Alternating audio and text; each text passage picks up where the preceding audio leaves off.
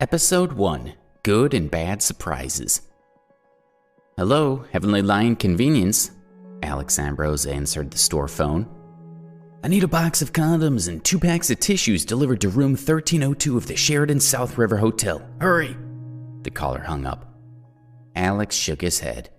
People never seem to be prepared.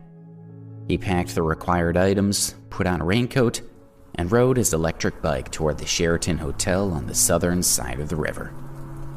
It was 9 o'clock in the evening and raining heavily, and his pants and shoes were soon wet and filthy. Luckily, the merchandise was still dry, but he didn't dare delay any longer, so he hurried toward the hotel. When he arrived at room 1302, he knocked on the door, and it was opened quickly. Hello, here's your... Alex was stunned into silence. The woman in front of him was none other than his girlfriend, Kathy. She was dressed in a white robe, with her long, dark, wet hair draped over her shoulders. The scents of shower gel and shampoo assaulted his nose. Kathy, what are you doing here? He stared at her in disbelief, still feeling dazed. What are you doing here? Kathy asked. Her heart skipped a beat, and she took a small step back into the room. Her mind went blank and then started to spin. What's wrong? Another guy walked up to the door, wearing a robe and slippers, and Alex immediately recognized him. You dare to touch my girl? Alex couldn't suppress the anger welling up inside him, and he started moving toward Billy, determined to teach him a lesson. Stop! Kathy stepped in front of Alex. After a brief burst of panic, she had managed to get back a bit of control. Since her boyfriend had already discovered her betrayal, there was no point in trying to hide it now. She looked directly at him. Alex, we need to break up. Break up? Alex was stunned. He stared at Kathy with wide eyes. Kathy, we've been together for more than a year. Are you going to break up with me now? Yes, we need to go our separate ways. She kept steady eye contact with him and spoke with a strong sense of resentment. Are you surprised? You have no money, Alex. You can only barely afford the cheapest essentials. We never have anything nice. As long as I'm with you, people will always be laughing at me. And that just isn't the life I want. I'm too good to be living in poverty like this. I was too naive when I was in my freshman year, and I let myself get tricked into being with a loser like you. She hugged Billy's arm and said to Alex, Billy is my boyfriend now. From now on, I want nothing to do with you. Don't bother me again. Well, seems like you're just her good-for-nothing ex now. Billy looked at Alex with a provocative smirk. Alex, standing there in a raincoat with mud stains on his pants and shoes, felt like Kathy was right. He was a complete loser. Billy took the plastic bag from his hand and took out the box of condoms. He waved it at Alex and laughed as he said, I'm staying in a nice hotel, having my girlfriend's ex bring me condoms, and you're single. Sure was good of you to help me out. Why are you still here? Kathy scolded Alex. Nah, it's good that he didn't piss off. Maybe you want to see me beat him down, huh, Kathy? Gotta give a lady what she wants, Billy sneered. Alex felt utterly defeated. He slowly turned around and walked out of the room. Bro, you're not even taking the money? Nice. I get a girlfriend and a gift. Billy felt great watching Alex slumped, dejected posture as he closed the door behind him. When Alex left the hotel, it was raining even harder than before. He took off his raincoat, allowing the cool rain to drench his entire body and help clear his head. Kathy had discarded him because she believed he had no money. Losing such a materialistic woman should be something to rejoice over. So why should he be sad? Bzzz, bzzz. His phone vibrated in his pocket. Alex took it out and glanced at it. But when he saw the number, he stopped walking. His entire body was shaking as he read the text. After a review, the Ambrose family has decided that their son Alexander has met the conditions required for entitlement to his inheritance. From today onward, control of his property will be returned to him. The bean-sized raindrops plopped onto the screen, causing the text message to gradually become blurry. Alex's mind began to spin.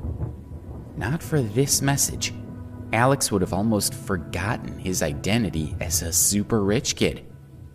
Over the last 7 years, his family had been assessing him, withholding his fortune until they were satisfied he met their draconian conditions. And now, finally, it was over. Everything that rightfully belonged to him was finally his to claim. Alex woke up early the next morning and drove to the city. In a great mood, he got out of his car and went straight to the Metro Skybank, right in the heart of the wealthiest part of the central business district of New York. Various luxury cars were parked around the bank. The people walking in and out of the surrounding plaza were all rich. It was obvious from their clothing and demeanor.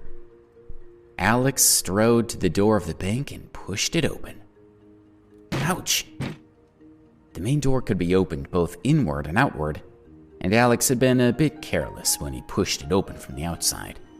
As a result, the door had bumped into a long-haired young woman who had been heading out of the building. He quickly apologized. "Sorry, I didn't see you." "What do you mean you didn't see me? What, am I invisible?" She held a hand to her forehead and glared at him. The bank's assistant manager, Karen Young, had noticed the incident and hurried over. She checked on the woman first and then looked at Alex in disapproval. When her gaze swept over him, a trace of suspicion appeared on her face. Metro Skybank was different from most banks, as the clientele were almost exclusively high-end business people. Karen knew the young woman was there with her father, but she didn't know why Alex was there. Judging from his appearance and age, he wasn't their usual type of customer. "Sir, can I be of assistance?" she asked with a polite but forced smile. Alex simply said, "I'm here to withdraw money." "Withdraw money?" the sullen woman asked, sneering at him. "Do you have a card?" Karen asked, continuing to smile politely. Getting a Metro Skybank card was not easy. $1 million of savings was the minimum requirement to qualify. Karen felt certain that the man in front of her couldn't have much experience with the bank and wouldn't know their rules. Perhaps he had thought that other banks' cards could also be used here. "No," Alex replied, shaking his head. The woman he had accidentally hit with the door couldn't help but giggle when she heard his honest reply. He wasn't worth any more of her attention. "Let's go." Her father had walked up, still arranging the documents he was carrying. "My dad and I are leaving." The woman shook Karen's hand and then looked over at Alex. "Miss Young, having someone like this around could damage your bank's image and upset your customers. I hope this will not happen again." With that, she took her father's arm and opened the door. "Take care, Mr. Scott." Karen followed them out a few steps, watching as they got into a car and left. Turning around, she headed back inside, having made up her mind to encourage Alex to leave as soon as possible. There was no one standing where Alex had been. "Oh, where's he gone?" she wondered. Was it possible that the kid had been embarrassed and had quietly slipped away? She felt relieved at the thought. Then, just as she was about to go back to work, she caught a glimpse of someone out of the corner of her eye. "There's the brat. No wonder I didn't see him at first," she thought. He had already reached the entrance to the VIP lounge, and a pillar had blocked her view of him. The VIP room was only for high-status customers who were worth at least $30 million. And this young man had admitted that he didn't even have a card. If she let him get through, she would be in trouble with her boss. "Stop! Don't move!" Karen yelled, feeling desperate. The other customers all looked around at her, obviously annoyed by her shouting. She could only smile apologetically as she walked quickly toward Alex. But he had already walked through the lounge, opened the door to the VIP room, and stepped inside.